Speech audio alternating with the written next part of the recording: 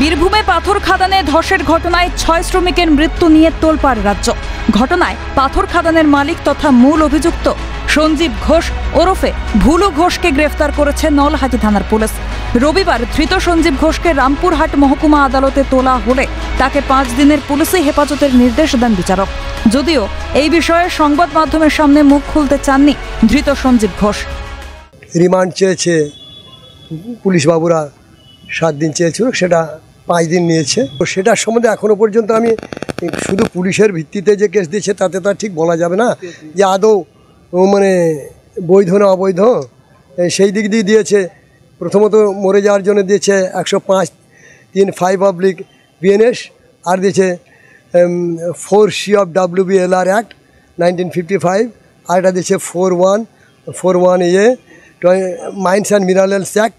লেবারগুলো tiffin করে ওখানে বসেছিল, এই অবস্থায় মানে বৃষ্টি হয়েছিল, তার জন্য একটা মাটি পাথর সমেত একটা ধস নেমে পড়ে যায়। ওখান থেকে কিছু ছিটকে পালিয়ে যায়, অনেকে সরে যায়, ওরা পালাতে পারেনি, তাই চাপা পড়ে গেছে।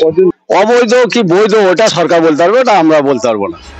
প্রসঙ্গত, গত শুক্রবার নলহাটি থানার অন্তর্গত বাহাদুরপুরে পাথর খাদান থেকে পাথর তোলার সময় আচমকাই ধস নামে, যার জেরে মৃত্যু হয় 6 জন খাদান শ্রমিকের। গুরুতর জখম হন আরও 4 জন।